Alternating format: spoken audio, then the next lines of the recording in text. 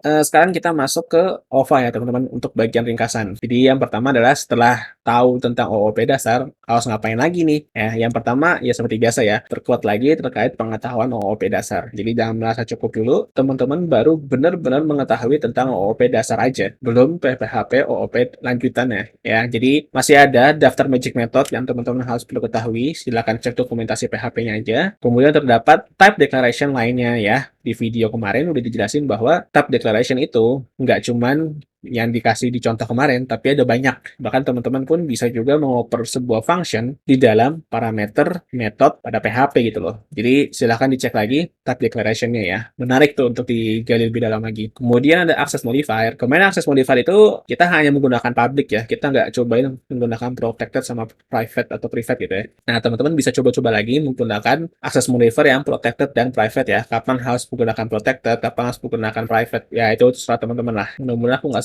salah sebut nih untuk private-nya. Ada yang namanya static property or method. Ya, jadi kemarin kita cuman ngasih tahu tentang cara deklarasi static property dan method ya. Kita nggak ngasih tahu kapan harus menggunakan static property, kapan harus menggunakan static method, kapan harus menggunakan property atau method yang biasa. Nah, itu teman-teman bisa cari tahu di internet ya. Jadi kita hanya buka jalan di sini memperkenalkan dasarnya, kemudian silakan teman-teman cari tahu lebih lanjut lagi yang kita nggak jelasin di sini. Jadi jangan sepenuhnya merasa gue udah pinter OOP, gue udah belajar dari situ sakti, gue bisa. Jadi jangan cepet puas dulu, karena yang benar-benar kita kasih tahu di sini baru dasarnya aja. Teman-teman masih harus cari jalannya sendiri lagi. Yang terakhir, tetap up to date dengan versi PHP dimulai dari 8.x dan seterusnya. Jadi ketika video ini dibuat, PHP baru masuk ke tahap 8.2 ya, versi terbarunya. Dan versi 8.3 itu kalau tidak salah masih testing ya. Jadi mungkin saja ada teman-teman yang baru nonton di masa depan nanti dan versi PHP-nya sudah berbeda, tapi masih menggunakan tutorial ini, ya nggak masalah. Kuncinya adalah tetap up to date dengan versi PHP yang terbaru.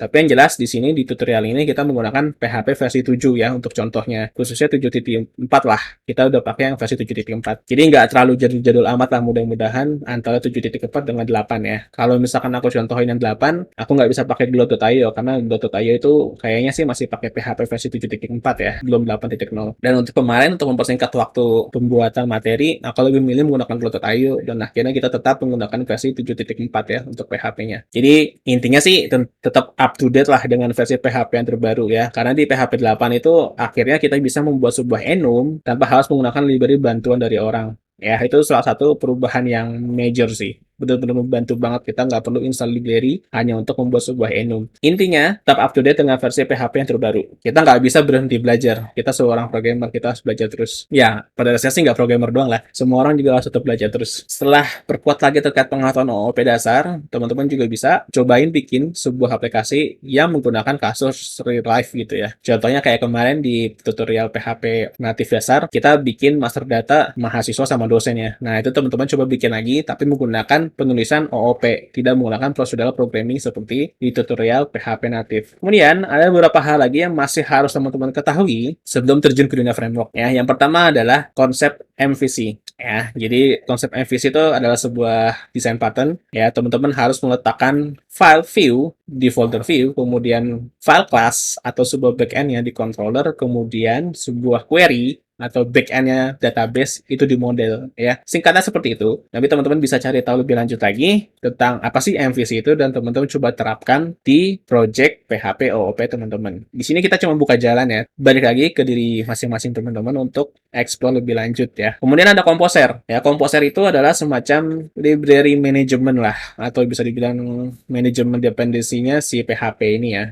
Kalau misalkan JavaScript ya NPM lah, sejenis lah sama itu. Nah, Composer aku yakin kalau misalkan teman-teman mau mencetak sebuah PDF atau Excel, nggak mungkin lah teman-teman bikin kode itu dari scratch gitu ya. Kecuali kalau teman-teman gabut, fine-fine aja sih bikin. Pasti teman-teman bakal bikin fitur cetak PDF dan Excel itu menggunakan bantuan library dari orang lain. Nah, Composer ini dia yang akan mengatur proses instalasinya dan penempatan foldernya library yang akan kita install gitu loh. Nah, itu gampang banget sih, tinggal Composer require nama filenya atau nama repositorinya apa, nanti dia akan otomatis terinstall. Dan ketika teman-teman sudah masuk ke level developer atau level industri, terjun ke lapangan gitu ya, Composer itu benar-benar harus bisa banget sih. Nggak mungkin nggak bisa ya.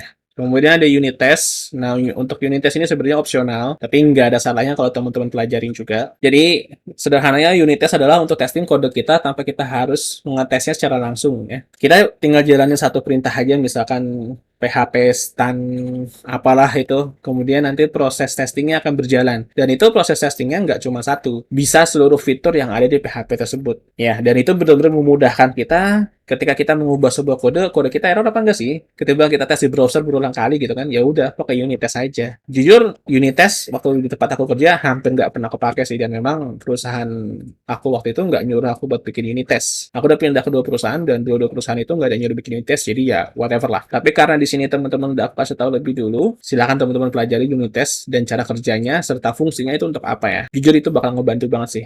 Kemudian ada PSR atau PHP Standard Recommendation. Nah, ini juga opsional ya, mau teman-teman pelajarin atau enggak. Tapi kalau misalkan perusahaan teman-teman nanti di tempat kerja atau mungkin teman-teman skripsian bareng sama teman dan dosennya minta menggunakan PSR 4 biasanya ya teman-teman harus pelajarin. Jadi sederhananya PHP Standard Recommendation ini adalah dia sejenis aturan kita harus menulis sebuah kode itu seperti apa sih. Ya, kita nggak bisa bikin sebuah kelas dengan asal-asalan, dia harus menggunakan staple case, kita nggak boleh membuat kelas itu menggunakan couple case, kita nggak boleh membuat sebuah kelas itu menggunakan snake case, ya itu benar-benar nggak boleh banget. Jadi kita mengikuti aturan PSR ini. Jadi kode kita lebih rapih dan lebih mudah dibaca untuk setiap programmer yang akan terlibat dengan project yang kita kerjakan gitu loh. Jadi nggak ada tuh egoisme, oh aku lebih suka nulis codingan begini, kurung kurawannya di sebelah kelas, aku lebih suka kurung kurawala di bawah kelas. Nah, nggak ada yang kayak gitu. Semua harus mengikuti PSR. Supaya apa? Supaya nggak menyusahkan programmer lain atau mengganggu programmer lain. Ya, untuk teman-teman yang belum kenal PSR pasti bakal bilang, ya elah kurang enter doang, ya elah kurang spasi doang. Tapi jujur ya, itu enaknya menggunakan PSR adalah seperti itu. Ketika kita sudah terbiasa, kita akan selalu menulis kode yang sama dengan teman-teman kita gitu loh. Style kodenya sama, nggak ada yang berbeda.